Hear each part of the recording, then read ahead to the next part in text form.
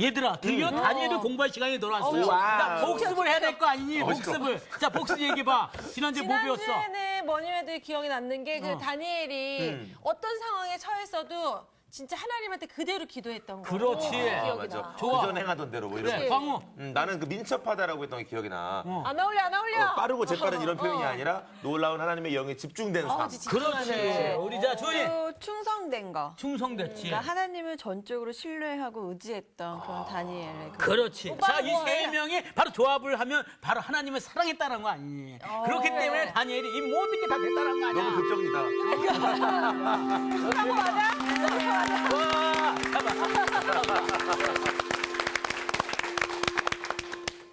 무슨 일이 있었어요? 오늘따라 웃음소리도 박수소리도 아주 오빠 큽니다. 항상 복습을 저희만 시켜요. 아, 네. 무슨 소리야? 좋은 현상이네요. 네. 예. 그러면 우리 상훈 씨부터 오늘 복습 좀 해볼까요? 기다렸습니다. 저를 먼저 시키실 것 같더라고요. 네. 일단은 다니엘을 공부를 했습니다. 그래서 내가 묻는 거를 예. 왜 이렇게 급해? 아, 예. 예. 지난 시간에 배운 것 중에 제일 강렬하게 남아있는 거 강렬하게 남아있는 그리고 거요. 생활 속에 실천했던 거 한번 복습해 보세요. 제가 실천했던 정지하면 거요? 아니죠, 정지하면. 제가 실천했던 건 하나님한테 좀 집중된 삶을 살고 싶어서 한번 많이 집중해 보려고 노력을 했는데요. 잘 됐는지 안 됐는지 모르겠지만 그래도 노력을 했다라는 거. 그게 어디겠습니까? 대단한 거죠. 네. 근데 왜 그렇게 적용을 하게 되었어요? 아, 다니엘이 말이죠. 어. 우리가 다니엘을 공부하면서 다니엘이 나이가 먹도록 계속 그 총리 자리를 끝까지 지키지 않았습니까? 그렇죠. 그 이유가 다니엘이 늘 한결같았기 때문에. 그래서 많은 내신들이 그를 막 그거 하려고 했지만 다니엘은 끝까지 이스라엘을 위해서 쳐다보고 3번 동안 기도하고 하루에 그랬던 거 아닙니까? 한결같이. 이상하게 내가 말리는 기분이야. 됐어. 말렸어. 원하는 대답은 안 나오고 저 말이 맞는 것 같이 느끼고 세네. 다니엘이 민첩했죠 하나님께. 네, 미쳐있습니다. 예, 난 하나님께 집중하는 생활을 했다 그래서 그 얘기가 나올 줄 알고 기다렸는데 딴 얘기를 계속 하니까 그걸 너무 확신을 가지고 하니까 내가 이상하게 말리는 기분이었어요. 예, 아주 좋습니다. 우리 저기 수희 씨는 저는 이 다니엘 지금 1장 때 계속 공부하면서 느끼는 게 늘 항상 그 하나님 앞에 가까이 그 관계가 유지가 될 때 어떤 상황이 와도 그 상황에서 내가 흔들리지 않는 다니엘을 보면서 좀 늘 말씀이랑 기도를 늘 생활화하지 않으면 언제일지 모르지만 우리 사람이기 때문에 흔들릴 수 있겠다는 생각이 진짜 많이 들더라고요. 근데 사실 생활하다 보면은 기도를 해야지 하는데 내가 시간을 안 내면 절대 기도가 안 되는 거예요. 그렇죠. 그래서 내 시간을 확실히 기도하고 하나님과의 관계를 맺을 수 있는 시간을 내 생활에서 정확하게 떼놓는 게 좋겠다는 생각을 했고요. 그래서 요즘에는 이제 그 다니엘 공부하면서 잠시 쉬었던 새벽 예배에 지금 다시 집중하고 있거든요. 네, 그러면서 이제 관계를 더 가까이 하려고 노력하죠. 네. 큰 변화네요. 네. 맞아요. 자기가 시간을 떼어놓지 않으면 안 되죠.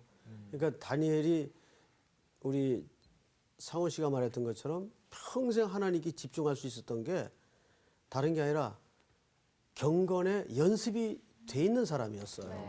그러니까 전에 행하던 대로. 이게 중요한 포인트였죠. 전에 행하던 대로.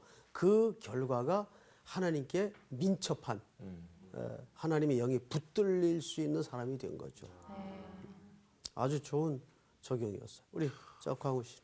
저도 그 민첩하다라고 말씀하셨던 내용이 다들 저희가 알고 있기로 민첩하다 그러면 재빠르게 또 빨리빨리 행동해야 되는 것처럼 생각하고 또 그래야지 사회적으로 좀 성공하는 것처럼 생각하는 경향들이 있는데 이렇게 다니엘의 삶은 집중되어진 것에 대해서 포커스가 강했지 않습니까? 그래서 그 전에 행하던 대로 살면서 예배를 늘 이렇게 성공하려고 노력했던 삶. 그래서 저도 일주일 동안 우리 누나처럼 저도 이렇게 하나님 앞에서 이렇게 늘 시간을 좀 잘 띄워놓고 예배하려고 좀 노력을 했고요. 잠을 많이 안 자서 얼굴이 좀 모두 나고 막 그랬는데 그런데 집중돼 살아가려고 노력하다 보니까 확실히 영적으로 더 깨어있을 수 있게 되어지는 것 같고 다니엘처럼 살려고 노력을 많이 했던 한 주였던 것 같습니다. 내가 본 얼굴 중에 오늘이 최고 영안이 빛나. 장다니엘. 나도 여드름 나야겠다. 뭐가 났어. 우리 주은 씨는? 저는 그러니까 뭐 이렇게 저는 행하던 대로 계속 이제 하나님께 예배하고 또 민첩하게 그렇게 하는 그 모습 그 안에는 진짜 다니엘이 하나님을 사랑했기 때문에 그래서 정말 그 저는 한 주 동안 내가 어떻게 하면 하나님 더 사랑할 수 있을까 그렇게 좀 많이 오늘 공부 여섯 개 끝냈으면 좋겠다. 와. 아유, 막 복습에 막 은혜가 되니까 어. 더 나갔다간 아주 더 황홀한. 자, 그래도 공부는 해야 되겠죠? 네. 네. 제일 좋아했는데. 아주 오늘 네 분 적용이 너무 기가 막혔어요. 아주 선생님이 보람이 있어요. 이게 아마 최고의 열매고 기쁨일 것 같아요. 오늘 수업 다니엘 8강 내 짐승의 환상. 오늘은 다니엘서 7장으로 한번 넘어갑니다. 7장. 7장을 열어서 두 절씩 저기 우리 광호 학생부터. 네. 바벨론 벨사살 왕의 원년에 다니엘이 그의 침상에서 꿈을 꾸며 머릿속으로 환상을 받고 그 꿈을 기록하며 그 일의 대략을 진술하니라. 다니엘이 진술하여 이르되 내가 밤에 환상을 보았는데 하늘에 내 바람이 큰 바다로 몰려 불더니 큰 짐승 넷이 바다에서 나왔는데 그 모양이 각각 다르더라. 첫째는 사자와 같은데 독수리에 날개가 있더니 내가 보는 중에 그 날개가 뽑혔고 또 땅에서 들려서 사람처럼 두 발로 서게 함을 받았으며 또 사람의 마음을 받았더라. 또 보니 다른 짐승 곧 둘째는 곰과 같은데 그것이 몸 한쪽에 들었고 그 입에 이 사이에는 새 갈빗대가 물렸는데 그것에게 말하는 자들이 있어 이르기를 일어나서 많은 고기를 먹으라 하였더라. 그 후에 내가 또 본즉 다른 짐승 곧 표범과 같은 것이 있는데 그 등에는 새의 날개 넷이 있고 그 짐승에게 또 머리 넷이 있으며 권세를 받았더라. 내가 밤 환상 가운데 그 다음에 본 넷째 짐승은 무섭고 놀라우며 또 매우 강하며 또 쇠로 된 큰 이가 있어서 먹고 부서뜨리고 그 나머지를 발로 밟았으며 이 짐승은 전에 모든 짐승과 다르고 또 10뿔이 있더라. 내가 그 뿔을 유심히 보는 중에 다른 작은 뿔이 그 사이에서 나더니 첫 번째 뿔 중에 셋이 그 앞에서 뿌리까지 뽑혔으며 이 작은 뿔에는 사람의 눈 같은 눈들이 있고 또 입이 있어 큰 말을 하였더라. 네. 오늘 이상하게 생겼어요. 오늘 공부가 만만치 않겠어요. 네. 요한계시록을 보는 것 같은데. 네. 오, 진짜. 이제 성서학당 아주 오래 재학을 하다 보니까 척하면 척 감이 잡히는 것 같아요. 반장님 그 교만한 웃음소리만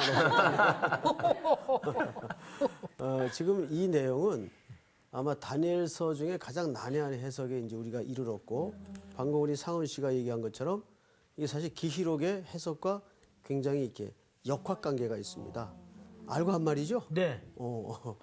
아주 수준이 있어요. 은유적인 표현들이. 아니야. 옆에 자꾸 짝꿍 때리면 안 돼. 이 다니엘서 7장은 실질적으로 이따가 기시록 어느 챕터와 제가 비교를 시켜줄 텐데 이게 이제 좀 어렵습니다. 네. 자, 그러나 성경은 두드리는 자에게는 열리죠. 하나님께서 성령의 지혜를 통해 오늘도 여러분들의 마음을 지혜를 또 부족한 종의 입술을 붙잡아 주실 줄을 믿습니다. 아멘. 아멘. 자, 우선 무슨 부흥이 하는 것 같아요. 자, 네 짐승을 한번 써봅시다. 일단 네. 첫 번째 사자, 사자, 두 번째 곰, 수리. 곰, 독수리 아니다. 아니요 곰. 또 표범 표범, 표범, 마지막 뭐라고 그래야 돼 마님이 이거는? 마지막 뭐예요? 무섭고 놀랍대요. 뿔달 있는데 뿔이요? 열뿔이 마지막에 있던데 10뿔? 묘사된 대로 한번 열거해 보세요. 또 쇠로 된 큰 이. 무섭고 놀라우면 매우 강하고 큰 이가 있고 예. 그리고 뿌리 10개고 뿌리 10개. 네. 또 그 뿌리 사이에서 첫 작은 번째 뿌리 뿌리. 중에 셋은 뿌리까지 뽑혔어요. 그리고 또 눈이 있어요. 사람의 눈. 눈이 있고 네, 입도 있어요. 옳지. 입도 있고 이 입이 중요해요. 네. 또 말을 하는데 말을 하죠. 큰 말을. 입이 있으니까 말을 하겠죠. 자, 입은 언어를 얘기합니다. 언어. 자, 이제부터 이 네 개의 묘사된 그림이 각각 무엇을 얘기하는가를 우리가 제일 중요한 거는 저런 해석들이 차짓하면 주관적 해석이 돼서 엉뚱한 얘기가 도출될 수가 있어요. 그래서 반드시 성경은 뭘로 해석하라? 성경으로. 성경으로 해석하라. 이게 중요한 관점입니다. 자, 우선 15절을 볼까요? 15절. 이제 이런 환상을 보고 다니엘이 근심이 됐어요. 15절. 나 다니엘이 중심에 뭐하여? 근심. 하나님이 다니엘에게 보여준 그림이에요. 근데 다니엘이 근심했다는 말은 이 그림을 알아들었다는 얘기, 못 알아들었다는 얘기. 잘 알아들었다는. 알아들어서 근심하는 거 아닐까요? 네. 근심이라는 말은 번뇌, 뭐 이런 비슷한 표현들인데 아, 몰랐구나. 몰랐죠? 몰랐구나. 네, 몰랐죠. 모르니까 근심을 했죠. 근데 나중에는 이 그림의 해석을 천사로부터 듣고 놀라서 어떻게 하냐면 성경을 잘 보세요. 28절. 다 같이 시작. 그 말이 이에 그친지라 나 다니엘은 중심에 범민하였으며 내 얼굴빛이 변하였으나 내가 이 일을 마음에 간직하였느니라. 여기도 근심하고 놀라는 번뇌하는 묘사가 등장을 하죠. 네. 근데 15절에서의 근심과 마지막 절에서의 근심은 차이가 틀려요. 어떻게 틀리냐면 15절에서는 몰라서 근심을 했고 네. 마지막에는 알아서 근심을 했어요. 그러니까 사람이 살아가는 게 아나 모르나 늘 주제가 근심이에요. 모르고 근심하는 게 낫겠네요. 나는 알고 근심할래. 알고 근심하는 게 낫죠. 대비가 되니까. 네? 아, 왜 그렇게 살아요? 자, 여기 보세요. 꿈을 꿨는데 이게 무슨 뜻인지를 모르는 거예요. 우리도 가끔 그런 경우 있죠. 네. 이 다니엘도 아마 그런 비슷한 경험이었던 것 같아요. 꿈을 꿨는데 이 꿈이 흉흉하기도 하고 이상한 그림과 짐승들이 등장을 하는데 뭘 말하는지 모르겠는 거예요.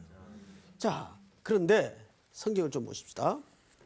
16절. 내가 그 곁에 모셔 선자들 중에 하나에게 나아가서 이 모든 일의 진상을 물으매 그가 내게 말하여 그 일의 해석을 알려주며 이르되, 여기 이 해석을 알려주는 사람은 하나님의 심부름꾼이죠. 네. 해석을 알려주는 거예요. 17절 같이 한번 봅니다. 시작.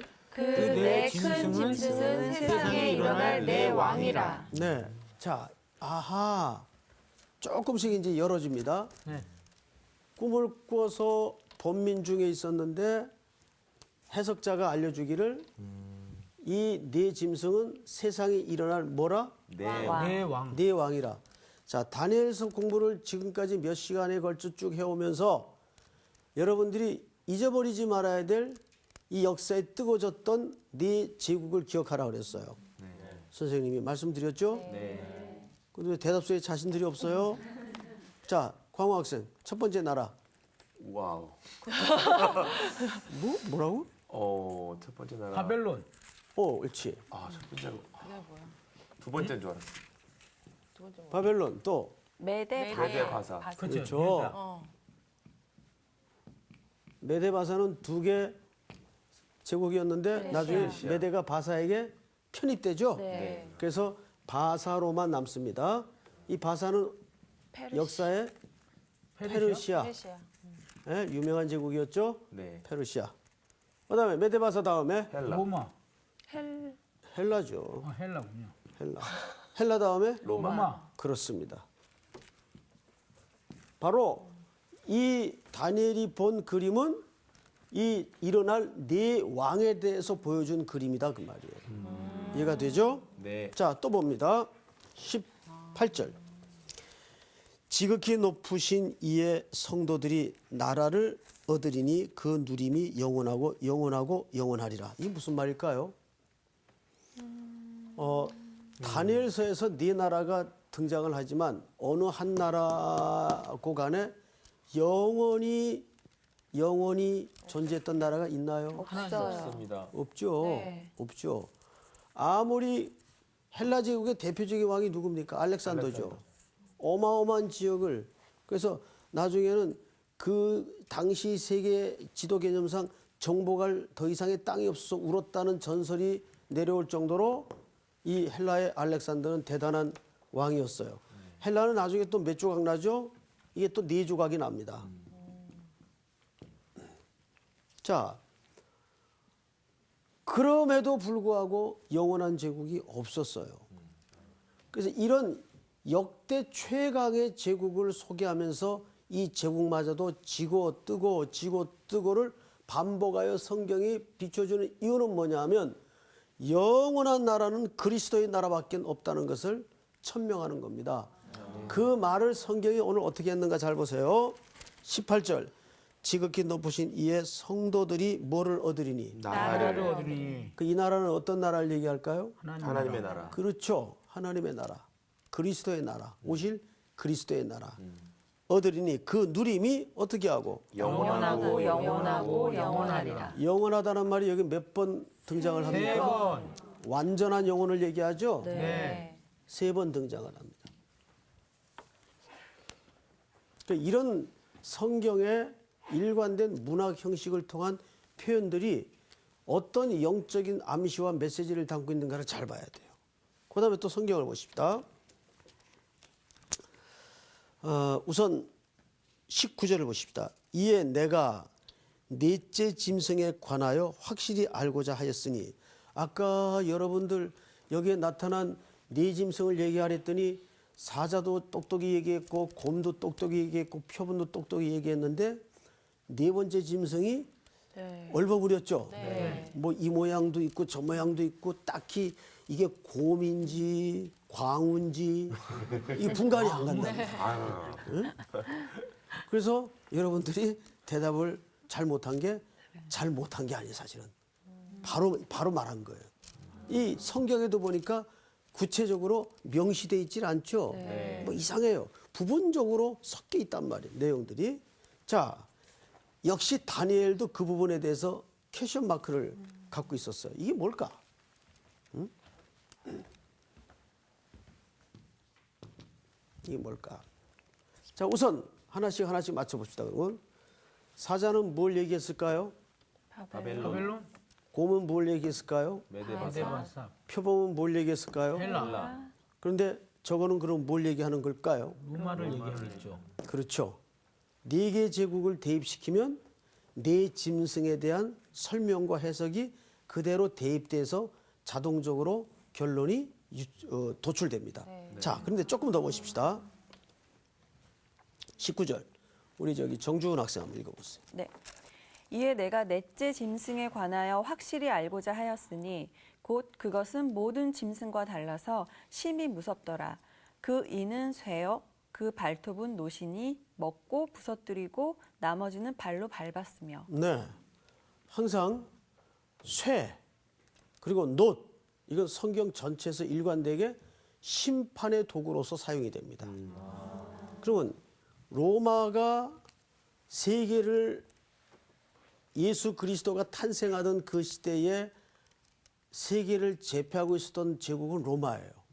로마가 이 땅을 정복에 들어가면서 계속 정복한 그 행위 자체가 전쟁의 행위고 전쟁은 우리들에게 심판의 성격을 가장 잘 설명하는 거예요.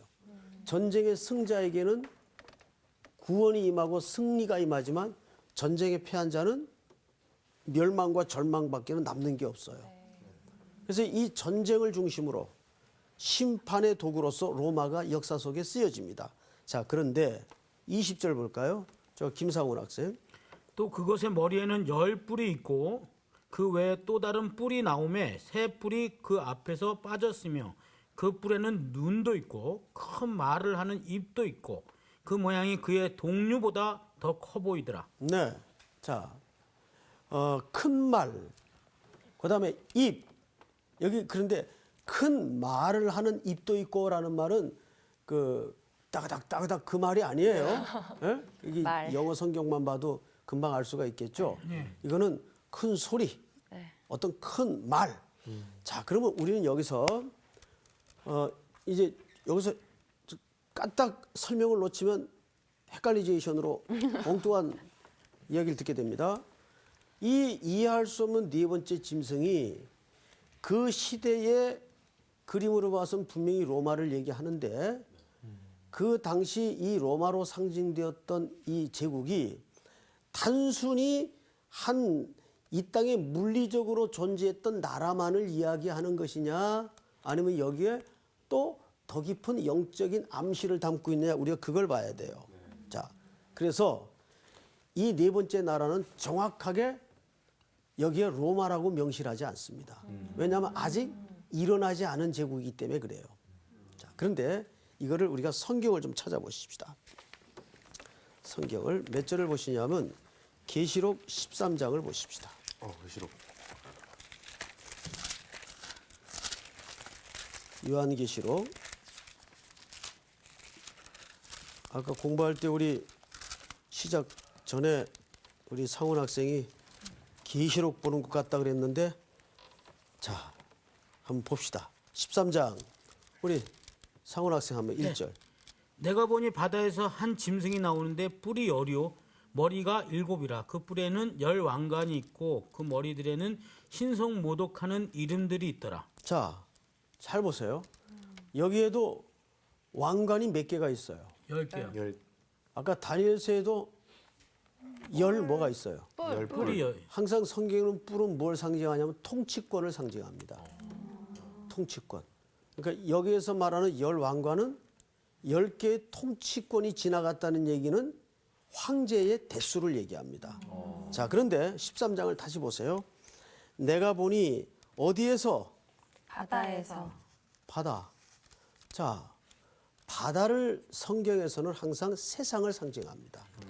그래서 예수님이 제자들에게 바다 건너편으로 가라라는 말은 그 바다를 지나가라는 뜻인데 거기에는 중요한 암시가 담겨 있어요.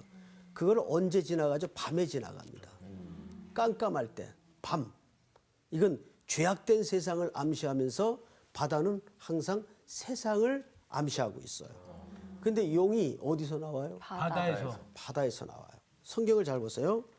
내가 보니 바다에서 한 짐승이 나오는데 뿔이 몇 개요? 10. 머리가 몇 개요? 7. 그 뿔에는 10 왕관이 있고 그 머리들에는 뭐를 모독하는 이름들이 있더라? 신성을 모독하는 이름. 옳지. 신성을 모독하는 이름들이 있더라. 그러면 이 그림은 일단은 하나님 쪽에 선 존재들일까요? 반대 쪽에 선 대적자들일까요? 반대쪽. 네. 금방 알 수 있죠? 근데 2절을 잘 보세요. 내가 본 짐승은 뭐하고? 표범과 비슷하고 그 발은? 곰의 발. 곰. 그 입은? 사자. 사자의 입. 용이 자기의 능력과 보좌와 큰 권세를 그에게 어떻게 해요? 주었더라. 용은 사탄의 대리자로서 등장을 하는 거예요. 근데 여기 재밌는 게 하나 있어요. 저 선생님은 늘 자기 혼자 재밌다 그러더라고요. 사자랑 곰이랑 표범이 다 너무 나오고. 재밌어. 자, 여기 봐요. 다니엘서에서는 이놈들이 독립된 개체로 등장을 했어요. 그죠? 네. 근데 지금 계시록에 보니까 이게 하나. 하나야. 이상하게 무슨 그 트랜스포머에 나오는 것처럼 막 이렇게 섞여 있어요, 막. 그죠? 네. 한 덩어리로 돼 있어요. 네. 발은 곰발이고. 그렇죠? 네. 그러니까 여기서 조심해야 될 건 뭐냐면 이거를 단순히 다니엘서에서는 바벨론, 메데바사, 헬라 제국으로 해석을 했지만 그래서 이런 논리를 따라서 오늘날에도 표범은 어느 나라를 말하는 것이고 이런 식으로 해석을 하면은 이게 소위 세대주의적 해석이 되는 거예요. 이거는 결국 영적인 어떤 상징을 담고 있는 거예요. 근데 이게 틀림없이 계시록에서는 하나의 덩어리로 부분적으로 소개가 된단 말이에요. 그죠? 네. 정확하게. 근데 이 존재가 뭔가 봤더니 신성을 모독하는. 모독하는 적그리스도를 얘기하는 거예요. 적그리스도. 이해가 됩니까, 여러분? 네. 자, 근데 우리가 여기서 하나의 풀어야 할 숙제가 뭐냐면 계시록에는 머리가 몇 개가 나오죠? 10개. 아니죠. 7개. 7개가 등장. 예. 통치권이 10개지. 네. 그죠? 네, 네. 왕. 계시록에는 머리가 7개. 7개가 등. 그런데 다니엘서에서는 머리가 몇 개예요? 10개. 10개. 뿌리. 뿌리 10개지 머리가 아, 뿌리 10개. 머리는 자. 하나. 10개. 여기 다니엘서를 펴세요. 네. 계시록 13장을 접어두고. 자, 7장 6절을 보세요. 6절부터. 7장 6절. 우리 조수희 학생 한번 읽어보세요. 그 후에 내가 또 본즉 다른 짐승 곧 표범과 같은 것이 있는데 그 등에는 새의 날개 넷이 있고 그 짐승에게 또 머리 넷이 있으며 권세를 받았더라. 자, 여기 보세요. 4개네요. 아니죠. 아니죠. 수희 학생, 네. 여기 봐요. 지금 읽은 대목이 어느 짐승이에요? 표범. 표범에는 머리가 몇 개? 네 개. 네 개. 4개죠. 이놈은 머리가 몇 개예요? 하나. 하나. 하나. 여길 봐요, 그냥. 성경에 다 있어요. 곰도 이놈은 하나. 몇 개예요? 하나. 하나. 하나. 하나. 이놈은 몇 개예요? 4개. 네 개. 그리고 이놈은 하나. 하나. 그럼 합이 몇 개예요? 7개. 7개. 완전 7개죠. 와.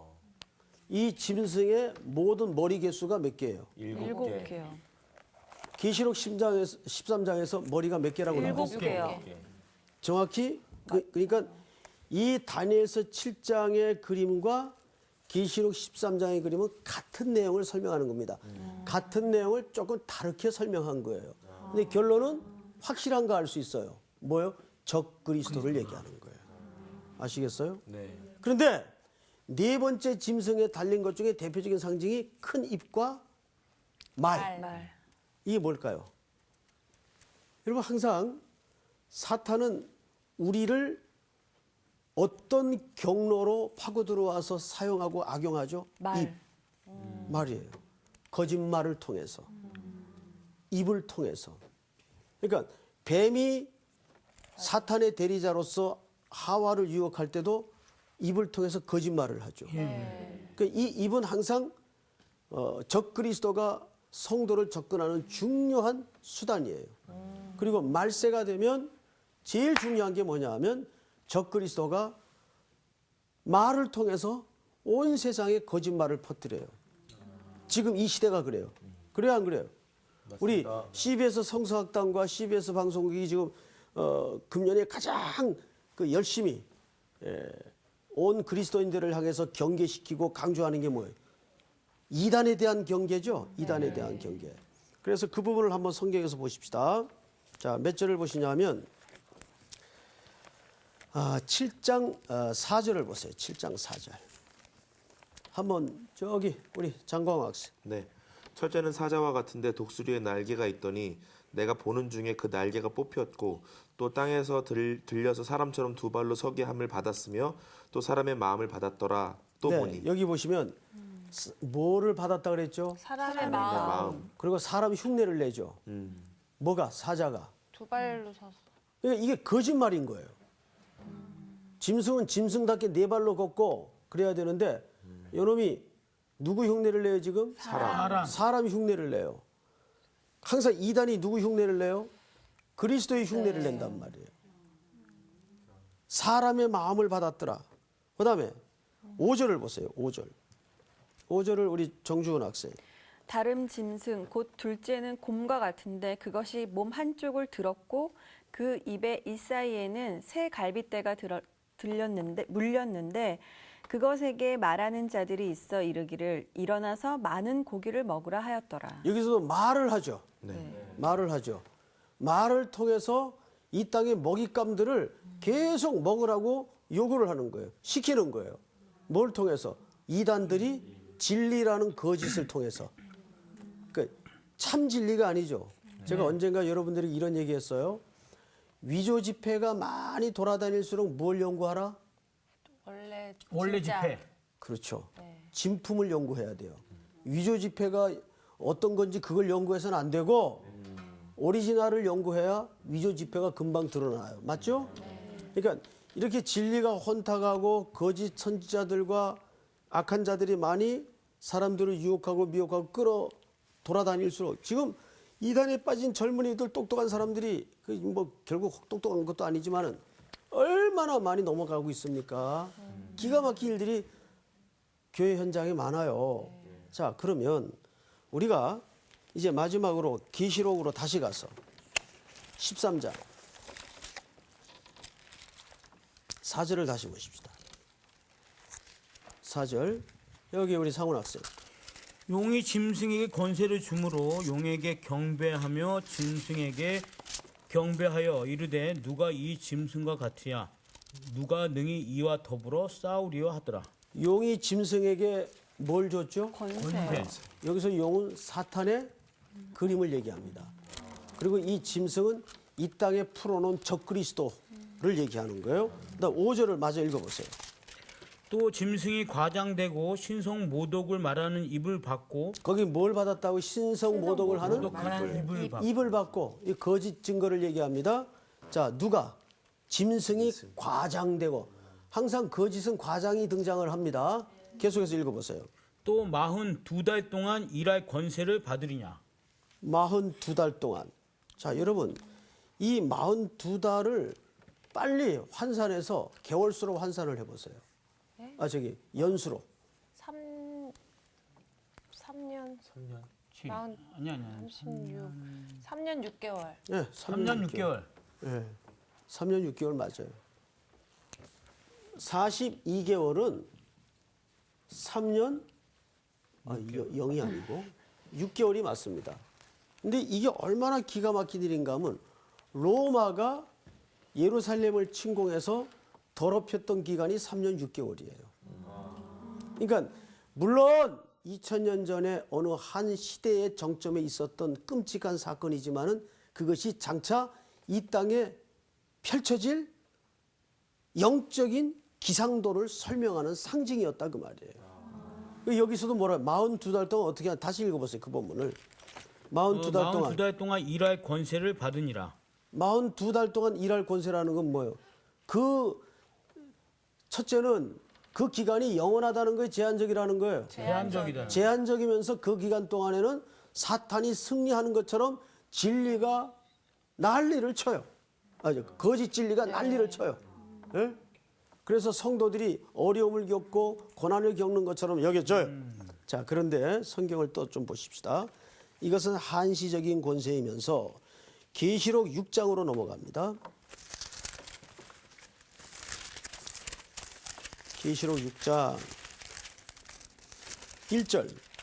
자, 조수의 학생.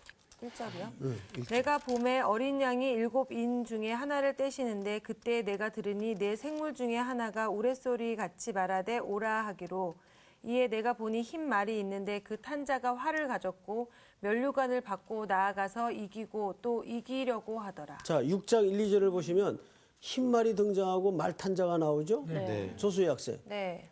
그럼 여기 말탄자는 누구 같아 보여요? 말탄자는. 그리스도 같이 보입니다. 적그리스도. 적그리스도 이기려. 어떻게 금방 적그리스도인 줄 알았어요? 팔을 이게 했으니까요. 그게 아니고요. 이기고 팔이 이기고 또 이기려고 하더라가 이미 예수 그리스도는 승리했는데 여러분들 얘네는 잘 간파하셨지만 여기 흰말 그리고 말을 탄자 하니까 보통 우리가 속아요. 이 그리스도인 줄 알고. 그런데 여기하고 나중에 19장을 한번 비교를 해보세요. 계시록 19장. 19장이 19장 아까 읽었던 조수의 학생 다시 한번 읽어주세요. 11절. 또 내가 하늘이 열린 것을 보니 보라 백마와 그것을 탄 자가 있으니 그 이름은 충신과 진실이라 그가 공의로 심판하며 싸우더라. 계속해서. 그 눈은 불꽃 같고 그 머리에는 많은 관들이 있고 또 이름 쓴 것 하나가 있으니 자기밖에 아는 자가 없고 또 그가 피 뿌린 옷을 입었는데 그 이름은 하나님의 말씀이라 칭하더라. 하늘에 있는 군대들이 희고 깨끗한 세마포 옷을 입고 백마를 타고 그를 따르더라. 그의 입에서 예리한 검이 나오니 그것으로 만국을 치겠고 친히 그들을 철장으로 다스리며 또 친히 하나님 곧 전능하신 이의 맹렬한 진노의 포도주 틀을 밟겠고 그 옷과 그 다리에 이름을 쓴 것이 있으니 만왕의 왕이요 만주의 주라 하였더라. 이분은 누구예요? 예수 그리스도. 그렇죠. 근데 이상하게도 요한계시록의 그림과 이 그림이 비슷해요, 안 비슷해요? 비슷해요. 비슷해요. 굉장히 속기 좋죠. 네. 이 시대가 그렇단 말이에요. 성경을 알아요. 그리스도를 말해요. 그래서 우리는 뭐 다 똑같은 교회인가 보다. 그래서 넘어가는 사람들이 많아요. 그런데 분명히 요한계시록 6장에서는 보니까 흰말도 타고 말을 탄 자가 있는데 무기가 다르죠. 네. 성경에서 항상 활은 나쁜 사람이 쓰죠. 적군의 공격용 무기로서 등장을 합니다. 악한 자의 숨어서 날리는 공격형 무기로서 등장을 해요. 그런데 오늘 19장에서 보니까 14절 하늘에 있는 군대들이 희고 깨끗한 스마포 옷을 입고 백마를 타고 그를 따르더라. 그의 입에서 뭐가 나오죠? 예리한 검. 항상 성경에서 검은 무엇을 상징했습니까? 말씀. 하나님의 말씀을 좌우의 날선 검과 같고 이거 하나님의 말씀을 얘기하는데 가장 결정적인 것은 뭐냐면 그것으로 만국을 치겠고 친히 그들을 철장으로 다스리며 또 친히 하나님 곧 전능하신 이의 맹렬한 진노의 포도주 틀을 밟겠고 그 옷과 그 다리 이름을 쓴 것이 있으니 만왕의 왕이요 만주의 주라 하였더라. 굉장히 비슷해요. 그림이. 네. 무기도 갖고 있고 흰말도 타고. 그런데 결정적으로 이것은 어느 게 가짜예요? 활을 갖고 있는 게. 앞에 게 있는 게 가짜죠. 그래서 이 시대는 결국 이런 구분을 잘해야 됩니다. 이제 진짜 마지막으로 오늘 본문으로 다시 돌아가서 7장 26절을 보십시다. 다니엘서. 정신없죠 오늘? 자 26절. 25절부터 볼까요? 우리 저기 광호 학생 한번 읽어보세요. 그가 장차 지극히 높으신 이를 말로 대적하며 또 지극히 높으신 이의 성도를 괴롭게 할 것이며 그가 또 때와 법을 고치고자 할 것이며 성도들은 그의 손에 붙임바 되어 한 때와 두 때와 반 때를 지내리라. 여기서도 한 때, 두 때, 반 때가 나오죠. 네. 여러분 한 때는 몇 년을 얘기해요? 1년? 1년, 그렇지. 1년. 두 때는 2년. 2년, 2년. 반 때는 반년, 6개월. 그럼 이게 얼마예요? 3년 6개월. 그렇죠. 3년 6개월. 42달하고 같은 거예요. 그러니까 이거 한시적인 기간 동안에 그들은 활개를 쳐요. 이길 것 같아요. 이기고 이기려고 해요. 그런데 그들의 궁극적인 승리가 돌아갑니까? 안 돌아갑니까? 안 돌아가는 거죠. 네. 자, 그 다음에 보십시다. 오늘 보면 반때를 지내리라. 26절 다 같이 시작. 그러나 심판이 시작되면 그는 권세를 빼앗기고 완전히 멸망할 것이요. 나라와 권세와 온 천하 나라들의 위세가 지극히 높으신 이의 거룩한 백성에게 붙임 바 되리니 그의 나라는 영원한 나라라. 모든 권세 있는 자들이 다 그를 섬기며 복종하리라. 여러분 어떻습니까? 마지막에 승리하는 나라는 누구의 나라예요? 하나님의 나라. 그리스도의 나라입니다. 그리고 그의 백성입니다. 아멘. 아시겠어요? 그러니까 여러분들이 이 마지막 때에 우리 한국의 모든 교회들마다 어디에 창념을 하고 집중해야 되냐면 어린 영혼서부터 노년에 이르기까지 다시 한번 그리스도의 원색적인 복음에 해당하는 십자가의 복음으로 바뀌어야 돼요. 아멘. 사람들이 뭘 필요로 하느냐, 어디에 니드가 있느냐 이런 실용주의 설교나 메시지가 아니라 정말 이 고통 가득하고 길을 잃어버린 세상을 향해서 하나님이 뭘 원하시는가? 그것은 그리스도의 나라입니다. 아멘. 그리고 그분이 오실 길을 준비하는 겁니다. 이것이 저와 여러분들의 남은 생애 속에 중요한 과제예요. 오늘 다니엘이 이것을 해석받고 그 다음에 어떻게 하나 보십시다. 27절, 28절 그 말이 이에 그친지라 나 다니엘은 중심에 번민하였으며 내 얼굴빛이 변하였으나 내가 이 일을 마음에 어떻게 하였느니라? 간직하였느니라. 마음에 간직했어요. 여러분 항상 하나님은 시대의 비전과 시대의 꿈을 누구에게 보여주냐면 술집에서 밤새 니나노 하는 사람에게 하나님의 비전을 어느 날 갑자기 보여주는 게 아니에요. 항상 뭘로 준비된 사람? 기도. 하나님의 말씀으로 준비된 사람. 그 사람에게 하나님이 비전을 보여주시고 시대의 그림을 열어주세요. 그러니까 이 세계의 경영은 실질적으로 누가 하는 겁니까? 하나님이 하시지만 하나님이 누구를 통해 하세요? 그리스도인. 여러분들을 통해서 하시는 거예요. 세계의 경영이. 그러니까 여러분들이 그 만만히 볼 대상들이 아니에요. 옆에 사람들 한번 얼굴 확인해 보세요. 예? 세계를 경영할 사람들이에요. 그런데 얼굴빛이 그렇게 초라해서 되겠어요? 아멘. 아멘. 오늘 공부는 여기서 끝. 감사합니다.